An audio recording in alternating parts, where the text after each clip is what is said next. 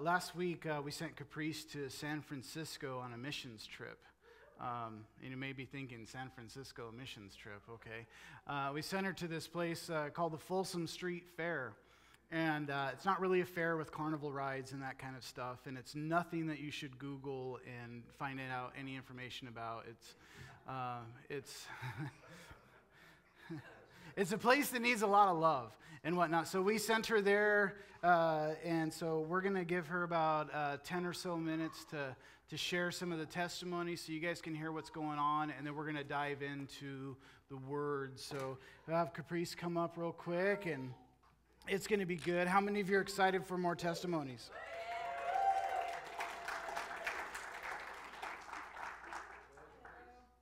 Good morning. Okay, I'm on. Yeah, so I only have a couple minutes. So I'm trying to kind of figure out where I want to begin. But so basically what we did is we went into the Folsom Street Fair, and we set up a big tent. And inside there was a bunch of carpets and just chairs. So it was like one person was sitting, and then whoever came in was sitting in front of you. And so it was a pretty big tent. Like you could probably fit around 30 people in there.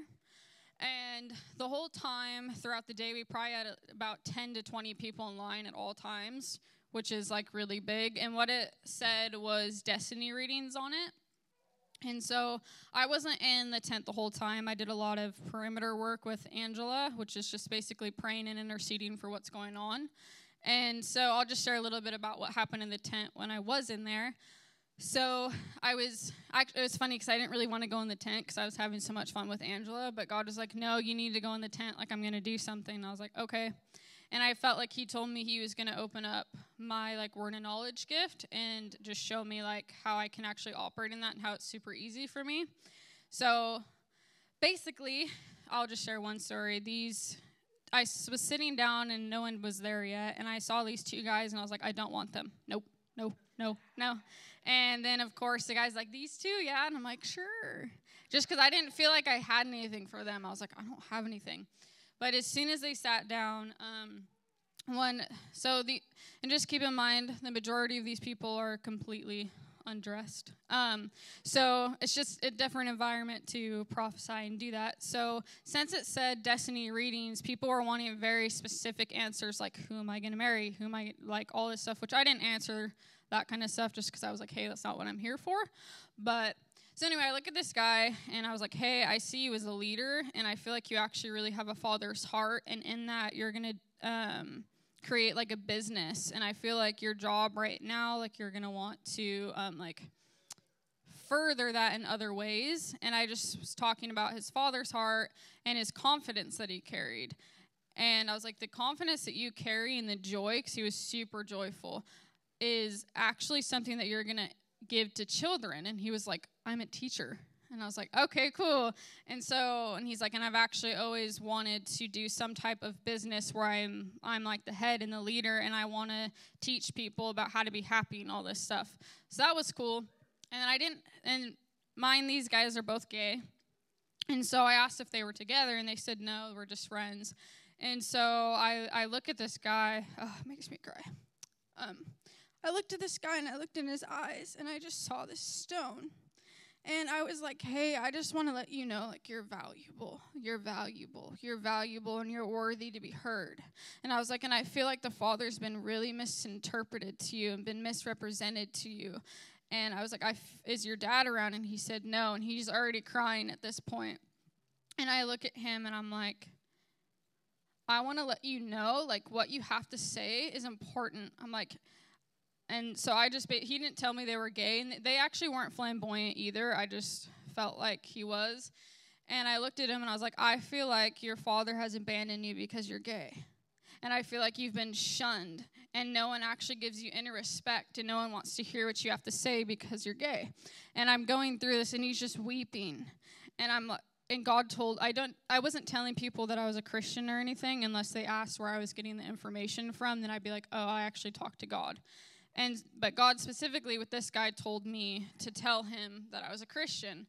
And I was like, I want to let you know that I'm a Christian. And I'm getting this information from God. And I'm telling you that because I want you to know that even though I'm a Christian, I still love you. And even though I'm a Christian, I still see value in you. And even though I don't agree with your lifestyle, I agree with the things you have to say because it's important. Because he was highly intelligent. And God actually told me to hold his hand, but I got a little nervous. And then as soon as I did that, his best friend went and grabbed his hand. And so I was seeing how they were actually picking up on Holy Spirit, but they had no idea. And it just wrecked me, man. Because he's been so hurt and so rejected because he's gay. And I got to stand in that gap and be like, I love you. And you're valuable and you're worth it. And I know I'm not a guy and I know I'm not a dad, but I'm coming to you as a mother and I'm saying you're valuable and I love you. And it was just so incredible to see when you stop and talk to someone, even though you don't agree with their lifestyle, the amount of love that just comes into the room.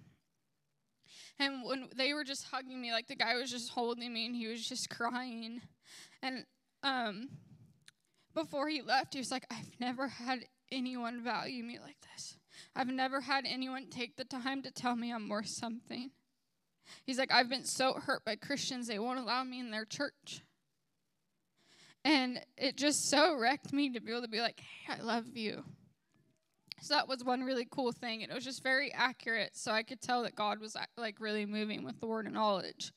And so I'm sitting there, and I'm with this one guy, and I have a chair open, and his friend had just gotten a word, and nothing bad on them, but it just wasn't accurate. And so when the guy was walking, he was like, this is beep, beep, beep, beep. This is stupid. And it just came out of my mouth, and I was like, let me redeem that for you. And I was like, oh my gosh, I cannot believe I just said that. I was like, why did I say that? And I didn't know they were friends either. And he sits down, and he's like, what's up, dude? And I was like, are you guys friends? He's like, yeah, we just felt like going to separate people. And I was like, okay. And he's super rude, super hard. And he's like, yeah, right. Okay, you redeem it. Go for it. Mm-hmm. And he didn't want anything to do with what I had to say. And I basically just really started calling him out. I was like, hey, I was like, that tattoo right there, why'd you get it? He's like, my dad. I was like, yeah, it's because you're hurt. And I was like, and you don't like that tattoo anymore because the father has been, okay, let me back up real quick. So God was telling me that I was going to specifically meet gays and or men that need dads and that have been hurt by their dads. And so it was just really cool to see that played out. And so I was like, yeah, your dad, you have this relationship and you're really hurt by it. I was like, but I'm telling you, the reason you got that tattoo is going to come to pass. I was like, I know you look at that tattoo and it hurts you, but you're going to look at that tattoo and it's going to bring you joy. I was like, everything you're wanting when it comes to redemption within your father is going to happen. And he just kind of looks at me and he's taken back. And he's cussing the whole time because he's just freaked out. He's like, what the boop, boop, boop, doing that because he has no idea what I'm saying. He's like, how the heck do you know this? And I said, you had a girlfriend and you were 16 years old and she hurt you and you actually didn't have mutual respect. And the only reason you're here is because you want intimacy because of what that 16-year-old girl did to you. And he just backs up. I was like, you actually don't want to be here. I was like, you actually have a massive respect for women. I was like, and in being in this sexual environment, you actually don't like it. I was like, you feel sick. I was like, and you think you're this hard man, but you're not. And I actually felt like I felt like I was supposed to be a little bit blunt and aggressive with him because he was so, he wanted the facts and he wanted to know how and he wanted to know why. And it was one of those people you're like, you need to be blunt with or they're just not going to listen to you. And so I pushed on his chest. I was like, that needs to crack open. I was like, you are not hard. I was like, you are soft and you are hurt. And he just starts crying. And he's like, what the heck is happening? Like, how do you know this? Cussing, freaking out. But he's super uncomfortable because of his friend. And then his friend starts getting all teary-eyed because he's like, oh my gosh, like what is happening? And I just look at him and I'm like, I apologize for every woman that has hurt you. And I was like, and I'm telling you who you are as a man is enough, and you're going to find a woman that's going to have respect for you. I was like, you don't need to go to an event like this to find a girl, because this girl's going to have no respect for you. So it's this train reaction that just keeps going because you don't think you're worth anything. And so basically, it was about probably 10 minutes, and he's just like, what the heck? And then he's like, okay, well, how do you know this? And I was like, well, God. He's like, yeah, right. I'm like, no, I talked to God, and this is how I hear this information. He's like, well, the information was right, but the source is wrong. And I was like, well, you think the source is wrong, but yet I'm the only one that has ever known anything about you and been able to call you out, and you can't deny that God was right. And he just was like, oh my gosh, you're right. And he just starts crying. And then he's like, I got to get out of here. He's like, this is just too much for me. And he just got up and walked away. But he hugged me first. He's like, thank you. Like, oh my, just panicking. And got up and walked away. And so it was just incredible to see, one, God's word being like, hey, I'm going to do this. I'm going to open up word of knowledge. I'm going to have guys come to you, and you're going to show them who their father is and show them that they're worth it and valuable. And it was just thing after thing after thing. This girl, I asked her, I was like, hey, do you play music? She's like, no. And I was like, yeah, you did. You played the violin when you were 4. And she was like, how did you know that? I'm like, 'cause. And it was just interesting because so many people, it just made me so sad because these people came in and they were like, what's my destiny? Who am I? Tell me. What's my destiny? Who am I? Tell me. Am I ever going to be loved? Am I ever going to find a wife? Am I ever going to find a husband? Am I going to be okay? Am I going to have a job? All they wanted to know was who they were. And it's so easy to walk into an environment like that and judge everything that's going on. But every single one of them, all they want to know is who they are. And that's the only reason they're there. How am I on time? Another thing that I wanted to share was just the contrast of the kingdom, which is not good, but it was honestly incredible to see. The creativity these people had, because they're very intense costumes, like their horses and unicorns with these feathers and all this stuff, which, yes, is demonic, but you could see what they were born for. You could see the creativity. And so I would just walk up to them and be like, oh my gosh, that's so beautiful. How'd you come up with that? They'd be like, oh, I just sitting in my room one night and decided to make this. And it was incredible. And so I just want to share the contrast. So I have to be careful with what I say because there's children in here. Basically, they do a lot of whipping. And every time I'd hear the whip, I'd go back, and it would scare me because it was very loud. And God was like, that is something that I did for you before I died on the cross that Satan has perverted. Everything was counteracted, everything. So they actually had this huge, huge line, these guys on big stairs, and they were flagging. Amazing. They were so cool. The flags were awesome. They had these intense dances, and it was amazing. But just like we do here when we get flags or certain colors that mean something, the flags meant something. So the flags were actually invoking demonic spirits. And so it was just so interesting to be like, oh, perverted. Because Satan can't create anything on his own. He's not creative. He just copies everything that God does and puts a twist on it. So that, the flagging, and then the costumes and the whipping, there was just so much going on. And they had one booth that was based on being like children. And God told me to film it just for my own. And I was like, God, what are you saying about this? And he was like, well, what kind of love do you feel with a child? He's like, it's an indescribable love. He's like, you see a child in an instant, you fall in love. It doesn't matter. As soon as it comes out of your room, you're like, oh my gosh, I love you. And it was this intimacy and this purity that Satan was perverting. But yet they wanted it. So they were walking around desiring all these things of the kingdom, but it was twisted into the world. And that's exactly what Satan does. And it was very eye-opening to see how simple it is to counteract that stuff. And so when I was in the tent, that's all I would do. I'd be like, well, hey, you're doing this because of this, but what about this? And they'd be like, oh, okay. And what else did I want to share?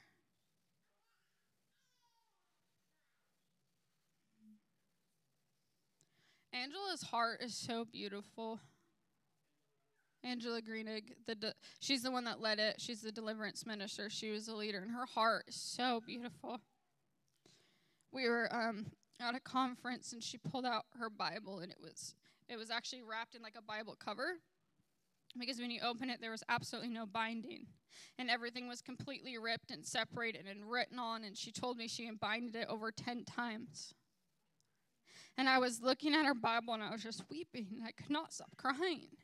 And God was like, this lady knows the word, and she walks out my word. And I don't say this very often, because Bill with his word, like, oh my gosh, man, the way he knows the word, it's amazing. But I saw something in Angela, like she knows her word more so than I have ever seen in anyone in my entire life. And she is this crazy, loud, obnoxious person that paces and runs and goes after the demonic and takes it out. And that's what she does, and she's amazing at it. But she has these moments where she just stops, and it just wrecks you. I have never seen someone be able to walk out the Bible and carry the presence of God in my life that way, ever.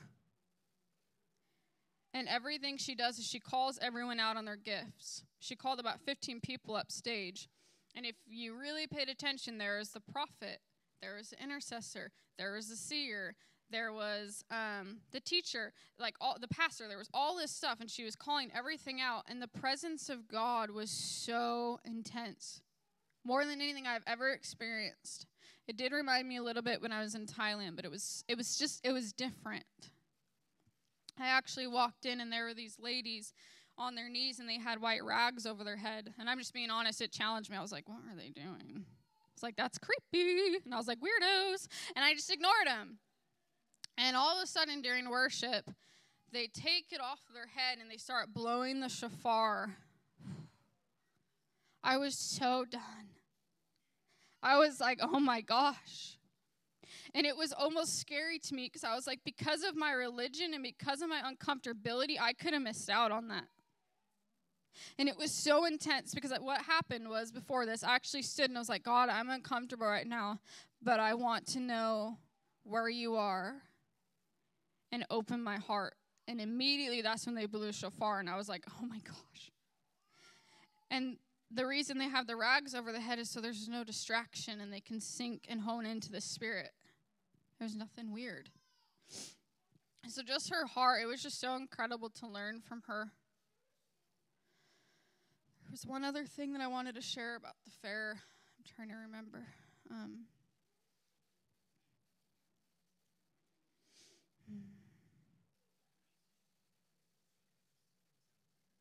I totally forgot it, but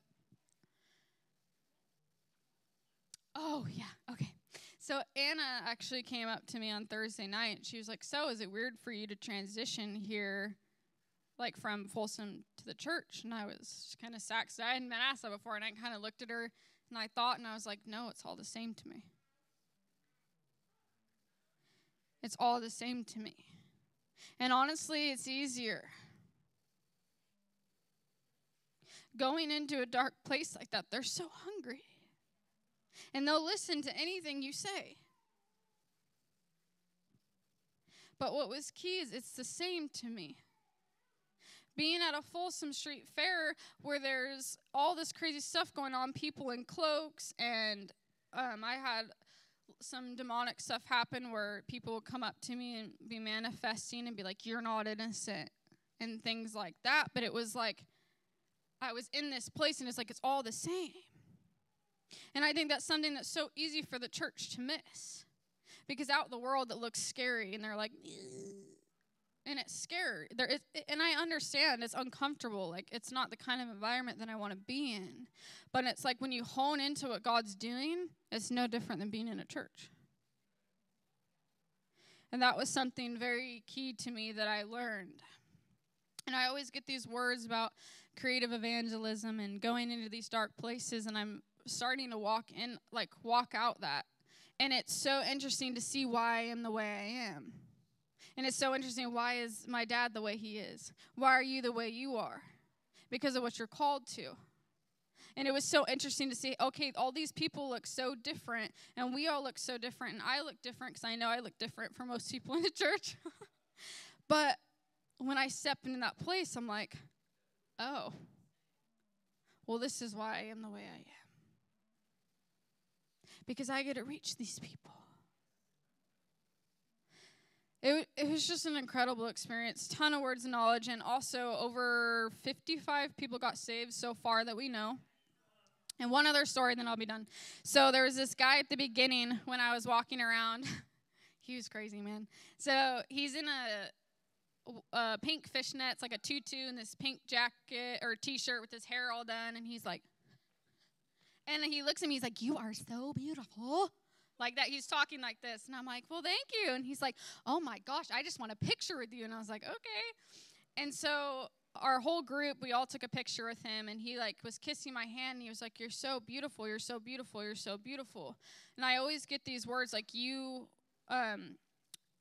be known and drawn to for the way you look, for the way you dress. I'm not trying to sound cocky or anything, like I'm beautiful, but I've been known for your beauty, and that I get words like that. So it's so interesting to see that happen. And so what was cool is this guy ran into our team over 10 times throughout the day. And mine, there's like 500,000 people. You're literally walking like this. And it takes like 3 hours to get from block to block. It takes forever. And so he happens to run into us like 10 times, and we're like, what is going on?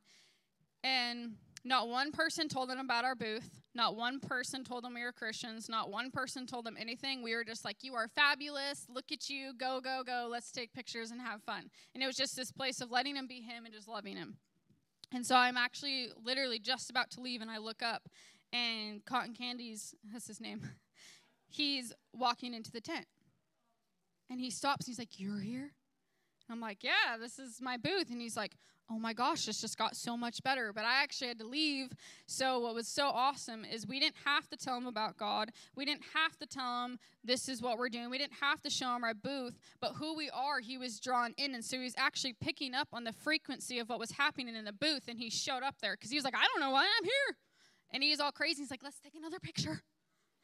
And he was hilarious.